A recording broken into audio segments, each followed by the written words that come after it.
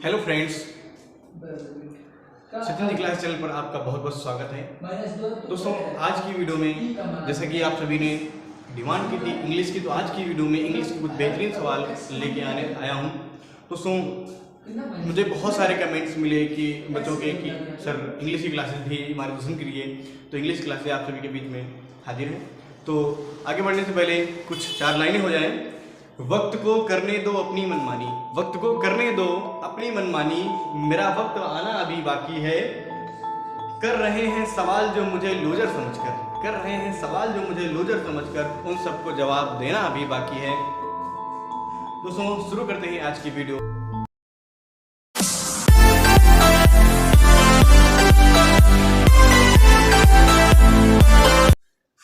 Hello दोस्तों, आप सभी के बीच में पहला सवाल स्क्रीन पे देखिए। दोस्तों, आज की वीडियो में लेके आया हूँ fill in the blanks part of speech पे आधारित, कि पार्ट ऑफ स्पीच में जो नाउन प्रोनाउन वर्ब होता है उनमें से क्या गलतियां बच्चे करते हैं और उन जो fill in the blanks question करने होते हैं उन्हें कैसे करेंगे।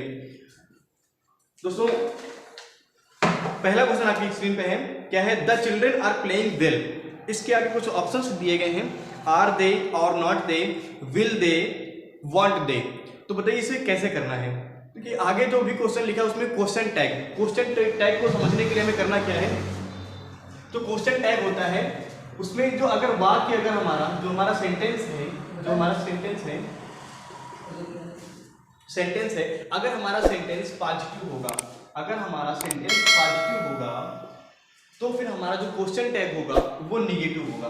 अगर हमारा सेंटेंस पॉजिटिव है तो हमारा जो क्वेश्चन टैग होगा वो निगेटिव होगा। अगर हमारा जो सेंटेंस जो है अगर वो निगेटिव है तो हमारा जो क्वेश्चन टैग होगा वो पॉजिटिव होगा। इसे क्वेश्चन में समझ लेते हैं। क्वेश्चन में हमारे किस तरीके से दिया गया है, क्वेश्चन में दिया गया the children are playing well. तो अगर यहाँ पे क्या लिखा है the children are playing well, यानी ये हमारा पॉजिटिव सेंटेंस है, इसमें नॉट का प्रयोग नहीं हुआ है, निगेटिव कोई भी वर्ड नहीं है। तो हम जो क्वेश्चन करने वाले हैं वो हमारा जो क्वेश्चन टैग होगा वो बिल्कुल निगेटिव होगा। तो आर दे बिल्कुल पॉजिटिव, ये हो ही नहीं सकता। विल दे देखेंगे तो वो भी पॉजिटिव, वो भी नहीं होगा। वांट दे तो हो ही नहीं सकता, क्योंकि यहाँ पे जो सेंटेंस बना हुआ है वो बना हुआ है इच एमआर के यूज से बना हुआ है, यानी the children are playing well लिखा हुआ है। वहां पर हम आगे जो हमारा सेंटेंस बनेगा क्वेश्चन टैग वाला वो भी इज एम आर के प्रयोग से ही बनेगा, यानी टेंस भी चेंज नहीं होता है। जो टेंस में इस्तेमाल किया जाता है वही वहां पर भी क्वेश्चन टैग में भी रहेगा। तो यानी जो हमारा सही आंसर जो हो जाएगा, हमारा जो करेक्ट आंसर हो जाएगा वो हो जाएगा आर नॉट दे। क्या हो जाएगा? Are not they. Are not they हमारा बिल्कुल सही जवाब हो जाएगा। तो ऑप्शन नंबर 2 बिल्कुल आपका सही है। तो फिर बढ़ते हैं अपने अगले क्वेश्चन की तरफ। आई होप आपको बहुत ही अच्छे से ये क्वेश्चन समझ में आया होगा। चलते हैं अपने अगले प्रश्न की तरफ। हमारा अगला प्रश्न दिया गया है, आई के बाद डैश है some rice last night. I blank some rice last night. यहाँ पे क्या भरा जाएगा? देखिए, यहाँ पे एक वर्ड हमें इन्होंने पहचान के लिए दे दिया लास्ट। जब भी लास्ट रहेगा तो आप ये समझ जाइए कि टेंस जो है वो पास्ट में होने वाला है। जब भी लास्ट या यस्टरडे शब्द आपको देगा टेंस पहचानने में, तो समझ जाइए कि आपको टेंस आपका पास्ट में होने वाला है। अगर पास्ट में टेंस है तो मुझे बताइए, क्या हम पास्ट में ईट कभी लगा सकते हैं? अगर ईट लगाएंगे, ईट तो लगा ही नहीं सकते हैं। अगर लगाना भी पड़े तो आप सहायक क्रिया होनी चाहिए।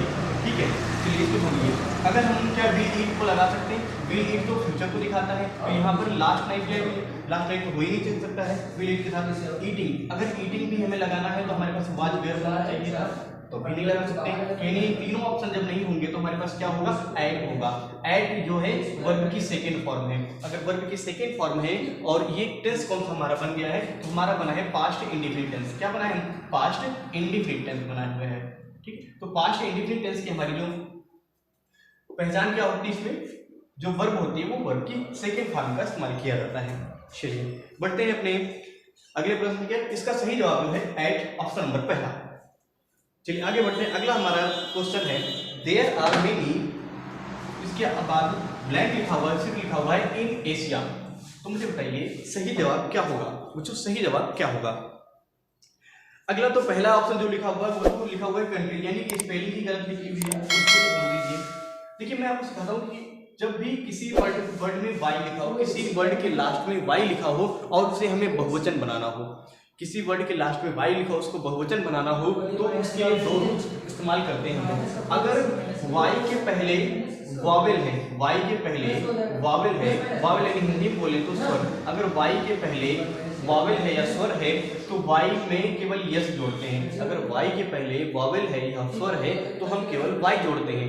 लेकिन अगर वाई के पहले कॉन्सोनेंट है यानी व्यंजन है तो फिर हम लोग वाई को हटा देते हैं, वाई को हटा करके आई ई एस जोड़ते हैं। तो COUNTRY यानी कि लास्ट में जो जुड़ने वाला है वो कंट्री शब्द जुड़ेगा। चलिए अगले प्रश्न की तरफ बढ़ते हैं। अगला प्रश्न है हमारा, I distributed the books the children. कहने का मतलब है यहाँ पर हम कौन से शब्द को इस्तेमाल करने वाले हैं। तो देखिए, जब पहला ऑप्शन है बिटवीन का मतलब क्या होता है, बिटवीन का मतलब होता है बीच में, बिटवीन का मतलब क्या होता है बीच में। तो इसका इस्तेमाल कब करते हैं, जब हम दो लोगों के बीच में, जब हम दो लोगों के बीच में किसी चीज को बांटते हैं, जब हम दो लोगों के बीच में किसी चीज को बांटते हैं तो उसको हम लिखते हैं बिटवीन। जब दो लोगों के बीच में किसी चीज को बांटते हैं तो उसको हम लिखते हैं बिटवीन। और अगला ऑप्शन है आपका अमाउंट। अमाउंट का इस्तेमाल आप कहाँ पे करते हो, जब हम बहुत सारे लोगों के बीच में किसी चीज को बांट रहे हैं, किसी चीज का डिस्ट्रीब्यूशन कर रहे हैं तो उसमें हम अमाउंट का प्रयोग करते हैं। यानी कि बहुत से लोगों के बीच में जब किसी चीज को बांटा जाता है बहुत से लोगों के बीच में, तो फिर वहां पे हम क्या लगाते हैं, अमाउंट लगाते हैं। इसके नीचे अक्रॉस लिखा है, अक्रॉस का मतलब होता है पार करना। इसके अलावा जो हमारा फॉर है, फॉर का मतलब होता है के लिए, तो वो तो बनेंगे ही नहीं।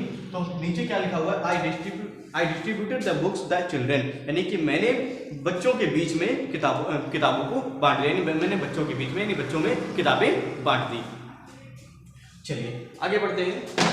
तो सही जवाब आपका होगा वो होगा अमाउंट होगा। सही जवाब यहाँ पर क्या होने वाला है, अमाउंट।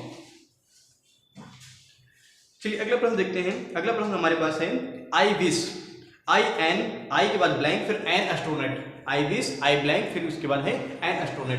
देखिए, जब भी पास्ट टेंस में कोई काल्पनिक बात होती है, जब भी पास्ट टेंस में मैं कोई कल्पना करता हूँ कि काश मैं राजा होता, काश मेरे पास कार होती, काश मेरे पास बंगला होता, जब इस तरीके की कोई हमें कल्पना करता हूँ तो वहाँ पर जो है वो जो हमारी सहायक क्रियाएं होती हैं वो जो चेंज हो जाती हैं। यानी कि जिनके साथ में हम सिंगुलर के साथ में अगर वाज लगाते हैं तो उसके स्थान पर हम लोग वेयर लगाने लगते हैं जब भी हम किसी कल्पना की बात कर रहे होते हैं। अगर हम जो हमारा प्लुरल होता है, अगर हम प्लुरल के साथ में अगर हम वेयर लगाते हैं तो उसके साथ में हम लोग वाज लगाने वाले होते हैं। आई के साथ हम लोग क्या करते हैं, आई के साथ हम लोग वाज लगाते हैं, लेकिन जब काश वाली बात आती है तो हम लोग आई के साथ में वेयर लगाते हैं। तो देखिए यहाँ पर ऑप्शन में आपका दिया गया है वॉच, और यहाँ पे दिया गया है एम, आपका दिया गया है कैन, आपका दिया गया है वेयर। तो यहाँ पे लिखा है आई विश, मतलब मेरी इच्छा, मैं काश मतलब मेरी इच्छा है। तो आई के साथ में क्या लगेगा, वेयर लगेगा, यानी कि काश मैं एक अंतरिक्ष यात्री होता, एस्ट्रोनॉट होता, मैं एक अंतरिक्ष यात्री होता।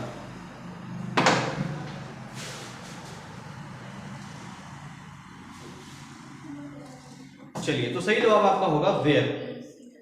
अगले प्रश्न की तरफ बढ़ते हैं। अगला प्रश्न दोस्तों हमारा है, blank is a good habit.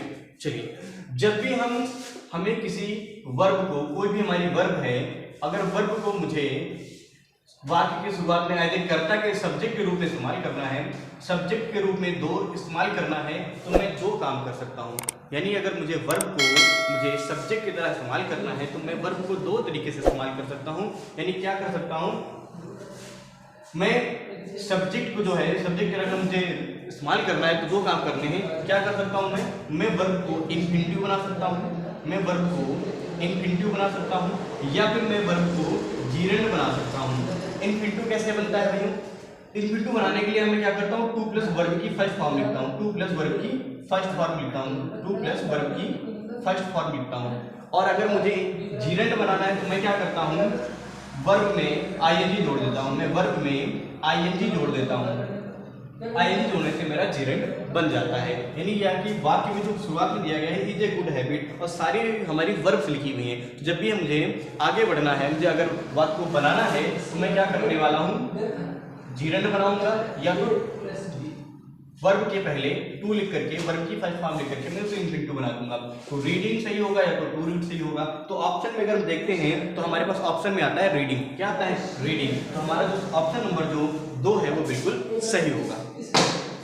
तो ऑप्शन नंबर 2 बिल्कुल आपका सही है। चलिए बढ़ते हैं अपने अगले प्रश्न की तरफ। दोस्तों वीडियो कैसी लग रही है बिल्कुल कमेंट बॉक्स में जरूर बताना। अगर अच्छी लगे तो दोस्तों के साथ शेयर भी करिए, और इस तरह की वीडियो आपको लगातार मिलती रहेगी। बिल्कुल फ्री का कंटेंट बिल्कुल आपको हम लोग देने वाले हैं। अगर हम आपके लिए मेहनत कर रहे हैं तो आपका भी दायित्व है कि इसको अच्छी चीज़ों को शेयर करिए।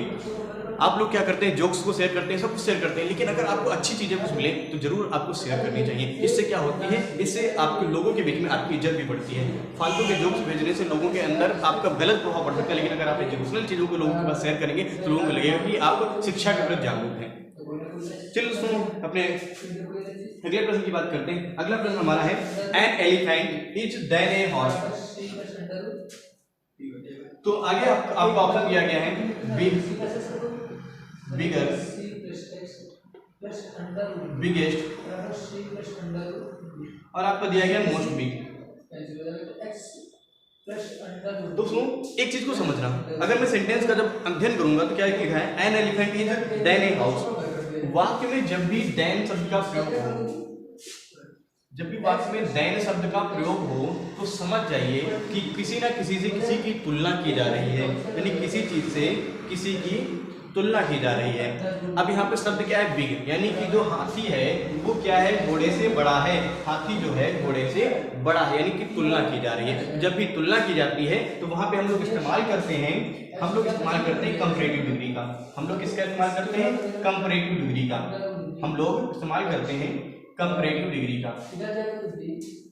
अगर मान लो डिग्री कितनी होती है, पहले तो डिग्री भी देख लेते हैं साथ में। डिग्री जो है हमारी 3 होती है, पॉजिटिव डिग्री यानी मूलावस्था, इसके अलावा दूसरी होती है हमारी कंपैरेटिव डिग्री, इसके बाद तीसरी होती है हमारी सुपरलेटिव डिग्री।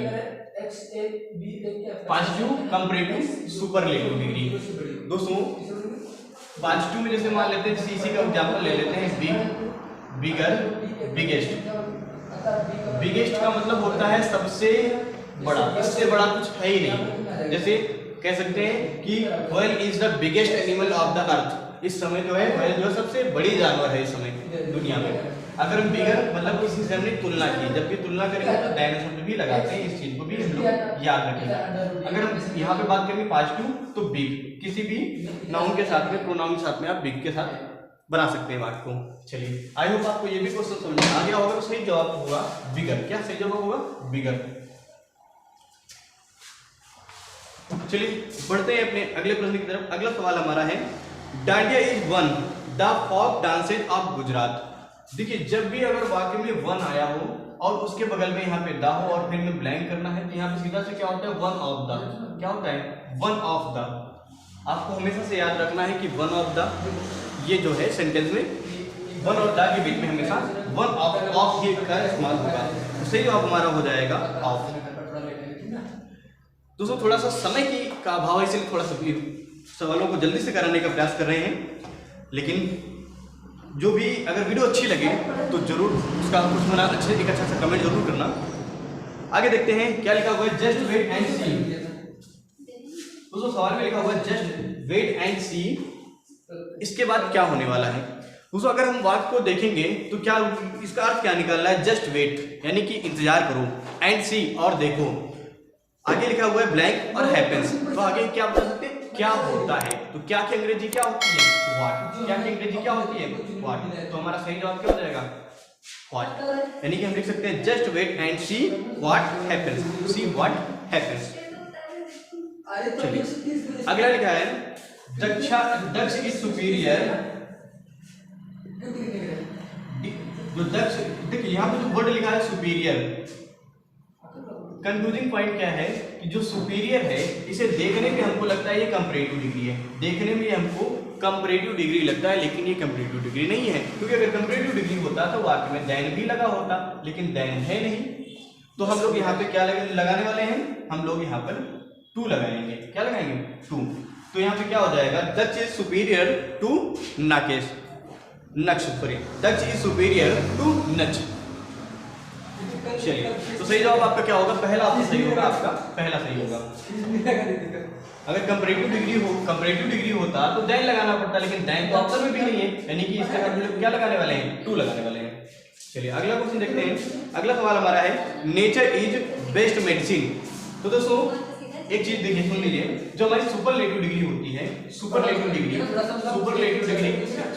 जो डिग्री होती है, इसमें हमेशा इसके पहले हम दा का इस्तेमाल करते हैं। इसके पहले हम लोग हमेशा दा का प्रयोग करेंगे, तो बेस्ट जो है हमारी सुपरलेटिव डिग्री है, तो इसके पहले हम लोग दा लगाने वाले। तो हमारा सही जवाब हो जाए, सही जवाब हमारा हो जाएगा तीसरा। आंसर नंबर क्वेश्चन का जो ऑप्शन नंबर 3 है हमारा, वो बिल्कुल सही होगा। चलिए आगे बढ़ते हैं। अगला प्रश्न हमारा है, honest man is respected everywhere. Honest शब्द लिखा हुआ है। अभी मैंने आपको समझाया था कि ए एन दा का प्रयोग कब करते हैं।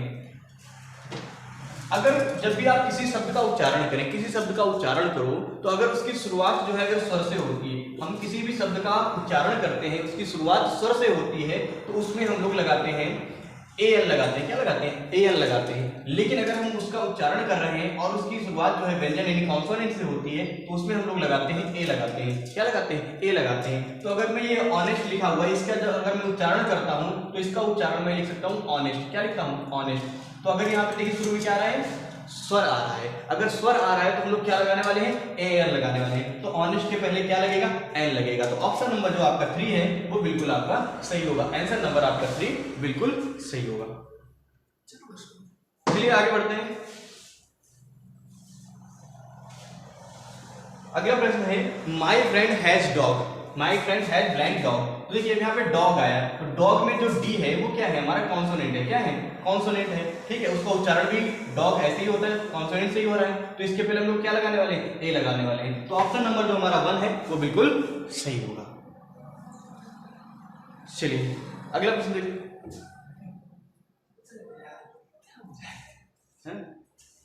थोड़ा टाइम है, 5 मिनट। अगला प्रश्न देखिए, क्या लिखा हुआ है? I met with accident. यहां पे देखिए क्या है? एक्सीडेंट। तो ए दो है, ए क्या है? ए हमारा स्वर है, इसका उच्चारण भी करेंगे तभी स्वर से हो रहा है, यानी यहाँ पे क्या हो जाएगा? ए एन लगेगा। A N option number 2। Option number 2 आपका बिल्कुल सही होगा, यानी कि जिसका भी उच्चारण स्वर से हो या शुरुआत स्वर से हो रही है, उच्चारण स्वर है, तो भी हम लोग क्या लिखने वाले हैं? ए एन लिखने वाले हैं। तो ए एन हमारा बिल्कुल सही जवाब होगा। चलिए आगे देख लीजिए, क्या लिखा हुआ है? Rahul is actor. अब मुझे बताइए, एक्टर में क्या है? ए आया है, और ए का उच्चारण कैसे करोगे? एक्टर करोगे, एक्टर। तो ये क्या है? स्वर है। स्वर के पहले क्या लगाने वाले हैं हम लोग? स्वर के पहले हम लोग लगाने वाले हैं एन लगाने वाले हैं। क्या लगाने वाले हैं? एन लगाने वाले हैं। चलिए अगला सवाल देख लीजिए, which country do you live. यानी जब भी क्वेश्चन हम लोग बनाते हैं, तो क्वेश्चन देखिए विच का मतलब होता है किस। ठीक है, किस हो गया है ना।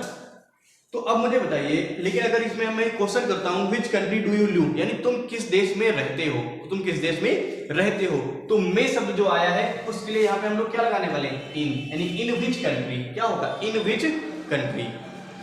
मतलब तुम किस देश से आए हो तो क्या लगाएंगे? From which. मतलब किस देश से, फ्रॉम विच कंट्री। ठीक है, मतलब किस देश से, यानी से आएगा तो फ्रॉम, में आएगा तो इन। क्वेश्चन में अगर में आएगा तो इन विच, अगर से आएगा तो फ्रॉम विच। ठीक है, तो हमारा सही जवाब क्या हो जाएगा? इन विच। क्या हो जाएगा? इन विच। अगला है, रोहित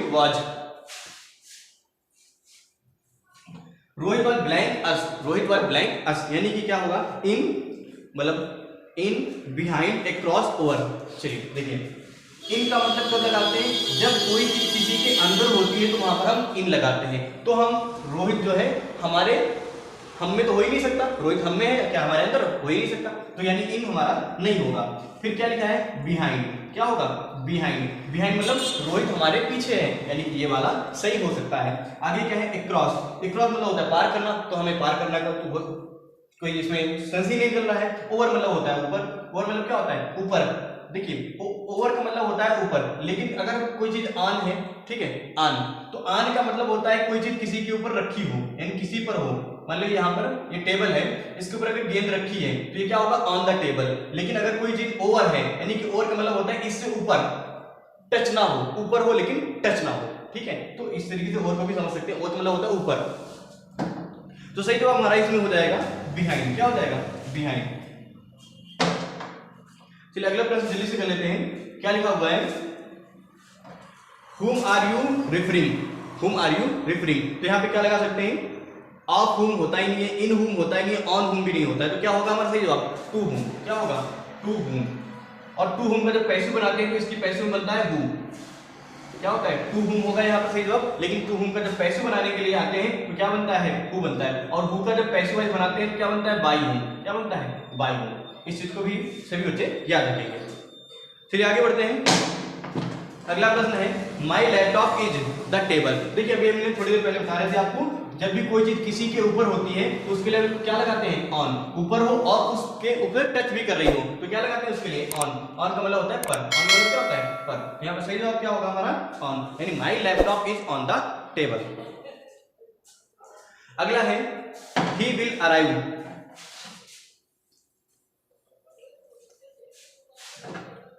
देखिए समय हम लोग पास्ट प्रेजेंट परफेक्ट कंटीन्यूअस हो या पास्ट परफेक्ट कंटीन्यूअस सबको हमने पढ़ा है कि अगर निश्चित समय होता है, अगर हमारा निश्चित समय होता है तो उसके लिए हम लोग सिंस लगाते हैं। निश्चित समय के लिए सिंस लगाते हैं। अनिश्चित समय होता है, अगर हमारा अनिश्चित समय होता है तो उसके लिए हम लोग फॉर लगाते हैं। ठीक है।